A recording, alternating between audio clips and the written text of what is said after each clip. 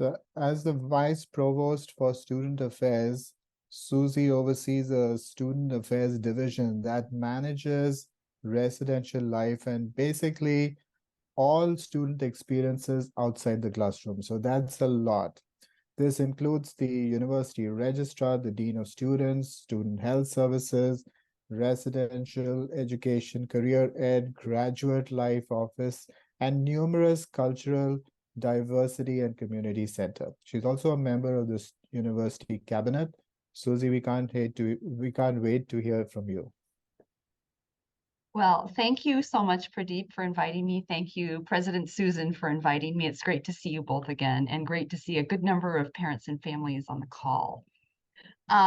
So I'm also a parent of a university student who's living across the country, it happens. And so I have a whole new understanding of and appreciation for the parent journey, the family journey, as our kids move off to college and become students and adults. So it feels good to be in a room full of all of you in a similar position. So I'm going to take a few moments this morning to share some campus updates. And I want to begin with thanks to folks who sent in questions in advance, because he's really helped me shape what to talk about for you all. So campus updates, fall quarter is always such an amazing time at Stanford. It's my favorite quarter personally. We have this quiet summer, and then within the span of a week, all the buzz returns very fast with new student orientation.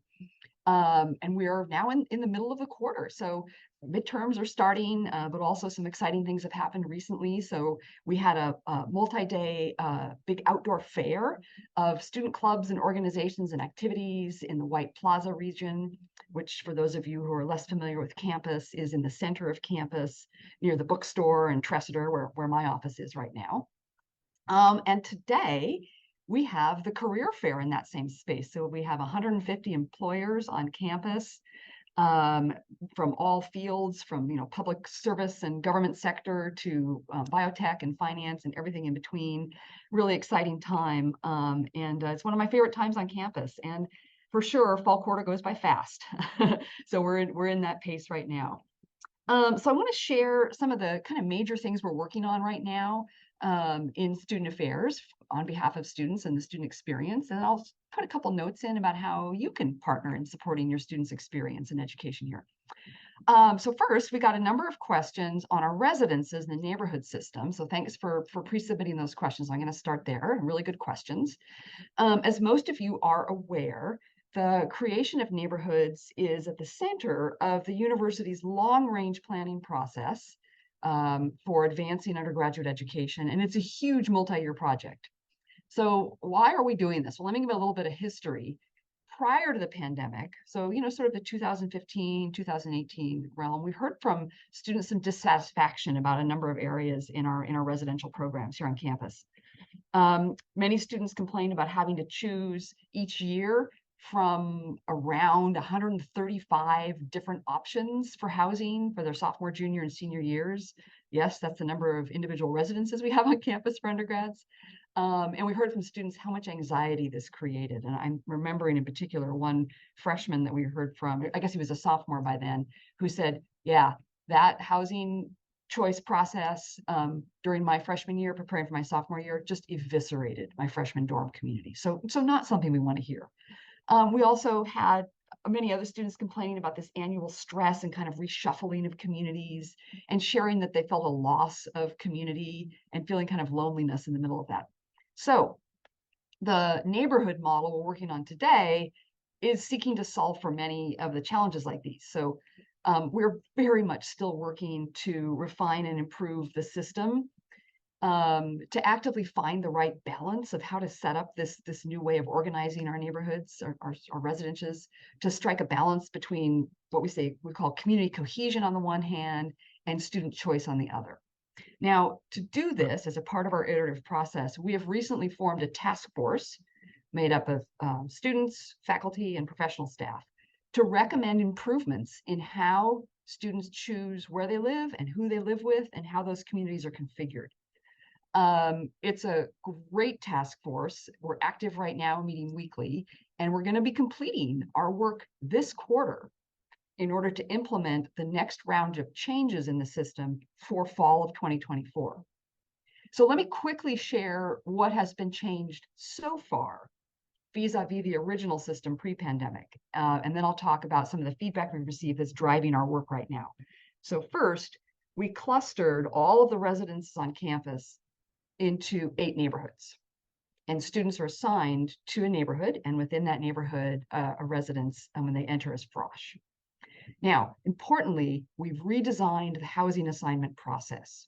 Whereas before it used to be a random lottery with a big sense of winners and losers in that, now it's run by class year with seniors picking first. Third, we've made substantial progress in meeting student demand for all frosh housing. Previous years, we were not meeting demand, and we've made a big leap there with still having some other options for frosh who don't want to live in all frosh housing.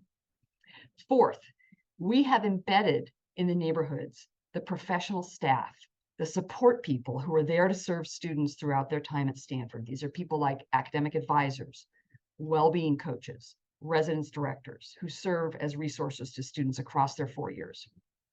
Let's see, I think I'm on 5th. We simplified the student leadership roles into basically one core role, the RA role.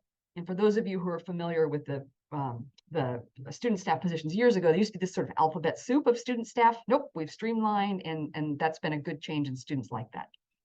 And then finally, I'll just share that we've made some really significant investments in programming, and we've created new what are called community councils made up of students, faculty, and staff who guide the programming and the way that we deploy those resources and dollars to program for the community.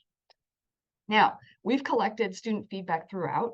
We've made some incremental changes each year based on what we've conveyed from students isn't working. And of course, now we are in this task force process to make another set of changes. And we will be having a student survey in October to gather more student opinion. So this is ongoing work, but I want to share with you what we've heard most recently as what students say they want to see or the challenges they're facing. And I've summarized this into 3 big themes. First, students want to live with their friends above all else in their upper class years. And when their friends that they've made are outside of their assigned freshman neighborhood, that's a major friction point because they can't just go and live with those students outside their neighborhood in the current system. They were not able to do that. So we're looking at that for next year. Second, that geographically, the houses or the residences in each neighborhood aren't adjacent or nearby. So students say, how can this be a neighborhood when it's spread out across campus? Well, we did this because we have a very diverse housing stock. And in particular, the row houses for upper class students are very desirable. And we had to have some in each neighborhood. So we're asking, is there a better model given our heterogeneous housing stock? And that task force will answer that. And then third, students haven't felt enough of a they're there in neighborhood communities across the residences that comprise it. Now, of course, community needs to develop organically and with student energy. And so we're engaging our students more and more each quarter, each week in doing that. We're gaining momentum, but the question is, what more can and should be done? So the task force is addressing these concerns, and I have to say that I'm so optimistic and excited about the work of this task force. We're getting great inputs. They're looking at a lot of possible changes that will keep improving this model for our students based on students' experiences and feedback. So you'll hear more about it over the next year. You know, we know that everything has not been perfect, far from it, and we know there needs to be more adjustment, but I'm really proud of our progress so far.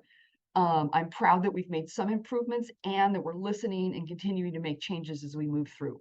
So this task force year is really going to be a key inflection point in that. One thing that I don't want to forget to mention about the neighborhoods, as you're talking with your student, they have a great opportunity to get involved in a leadership way in their neighborhoods and leave their mark on Stanford for years to come. So students can join those community councils that I mentioned to help plan events. And I think that's a really exciting opportunity for students to do that. And there's a lot more happening than just planning events. There's sort of developing the local culture and things like that in each neighborhood. So lots of great opportunities. And I would encourage you to encourage your students to step up into some of those leadership roles. I've heard great feedback from students who've done that. Okay. I am going to switch to a second topic, which is related. and that's campus social life. For those of you with upper class students, I hope you're hearing that they're finding more opportunities to socialize this year than was the case in the wake of the pandemic. Hearing that a lot on campus from students, and that's really positive. We are working in student affairs to foster a vibrant and healthy social life on campus. That's a major priority for me and for my team in student affairs. So how are we doing that? We've been working really hard to start this year even stronger than last spring to help students connect with one another through early events and experiences. So this started with new students for our frosh. Their first night on campus included neighborhood socials. They were then invited to neighborhood barbecues the week after, which were really well attended. And now that the school year is rolling, each neighborhood has access to this pool of funds through their community council to support creating events. This includes funding to host a signature event, like an all neighborhood movie night, or the Drag Fest show that was held on Wilbur Field the last 2 years, or the Heat Wave party that happened for the first time last year. So that's a big part of our focus this year, developing and solidifying these types of some pre-existing, some new traditions and rituals in each neighborhood that students can revisit and remember for a long time. We also expect that each neighborhood will probably decide to host some quarterly festival type events, and many host weekly or biweekly, what I call kind of touch point events, like a Sunday night cafe night. Those are fun too. And we also know how important the row houses are to our neighborhoods and the social life of campus. So we're providing funding and support for them to be able to host all neighborhood and or all campus events for students. And we've been working with the ASSU leadership, the president and the vice president, and some of their initiatives to ensure a really vibrant social life on the row. So that's been great collaborative work too. We've also been working hard to continue to support some student favorite events. One of those is Cardinal Nights, which is our substance-free weekend programming, super popular, and we're keeping that going strong. Another great newer program is the Arbor. This is an outdoor pub and event space behind Tressiter, just down below my office here, that hosts weekly trivia nights and live student performances. We have some other great Stanford traditions that we're continuing coming up. With Halloween coming is Mausoleum, which is held down in the Arboretum part of campus. So that's exciting too. You know, it's one of my big observations is that students have been relearning how to organize social events after that long break of the COVID and that break in transmission of student knowledge on how to do things. And we are very committed in helping them to do this and also to improve and making that community building easier. So we've been working hard to simplify the processes through which events are planned, managed, and funded so that students can take the initiative and create that vibrant social life with more autonomy and less kind of burden through administrative processes. So students can reserve spaces more easily. And we've also been creating more spaces for students to be able to use. And this includes specific areas like expanded hours in Old Union and a program where students can use big oak event space in Tressiter Union for free on weekends. And then we also have late night dining halls and much, much more. So a ton happening there. And I think it's great work and we are not done yet. So stay tuned. Third theme I wanted to address is how important it is that we continue to make Stanford a campus where all of our students can thrive and bring their full selves to campus, and where students learn with and among other students who are both like them and unlike them. It's such an important part of being a member of this diverse Stanford community. And this happens in many, many ways, through dorms, through neighborhoods, through social life.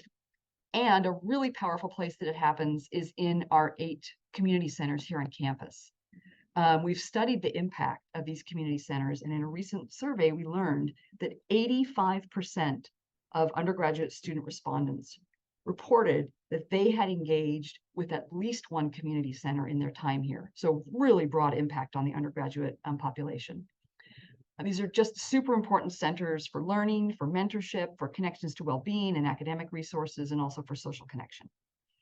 One thing that I'm thrilled to share is that in August, we were excited to welcome a new leader who coordinates and oversees all of those 8 centers. And of course, there's professional staff in the centers as well, but we're so thrilled to welcome Shantae Thomas to campus. She brings over 24 years of experience in this similar role and also a wealth of new ideas. So she's getting to know our professional staff leaders and students at each center, and it is just fantastic to have her on our team. So as a parent and as the vice provost, I really want to encourage you to encourage your students to spend some time in one or multiple of our centers.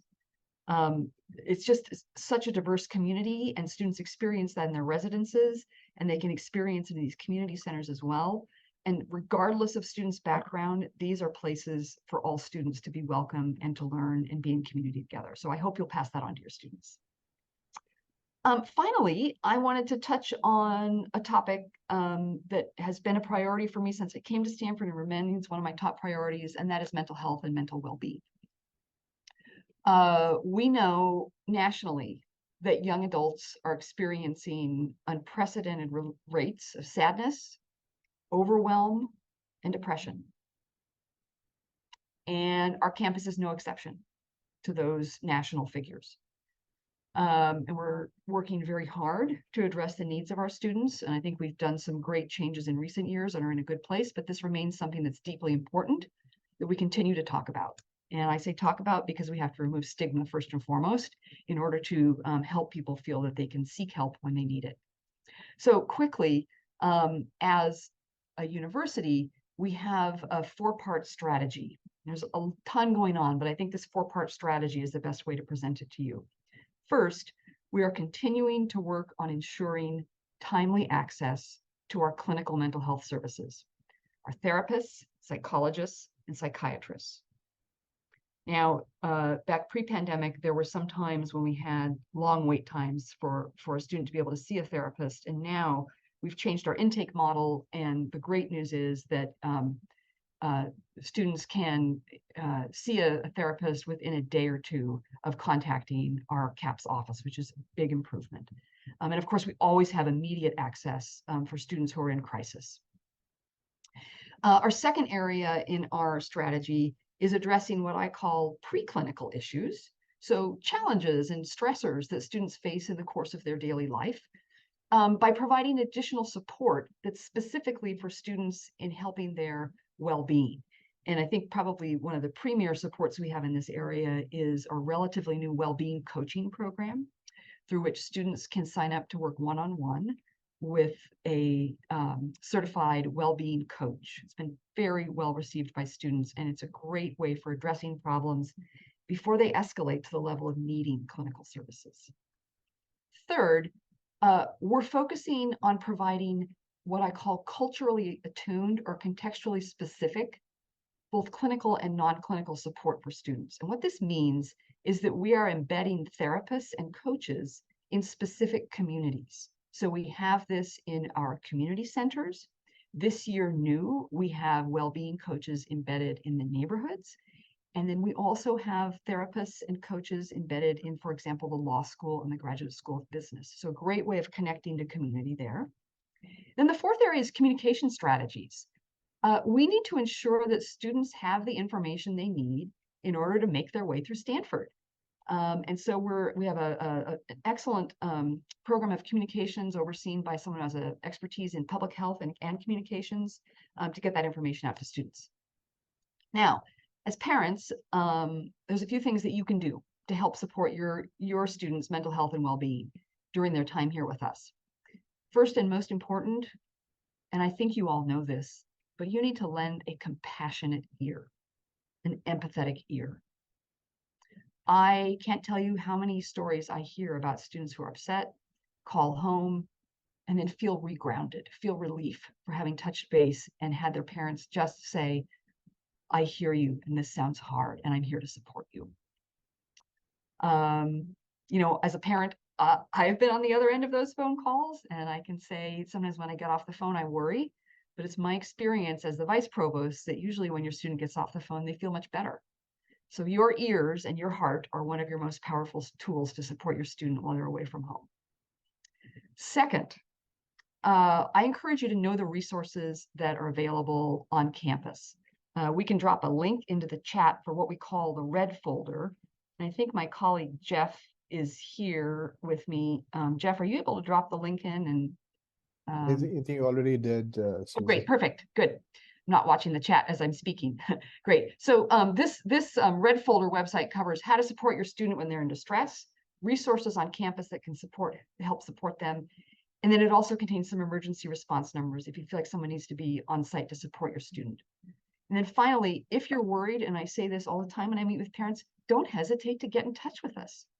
You are the parent, and you know the difference between your student being stressed and your student not being okay. And we want you to reach out and tell us if you see that.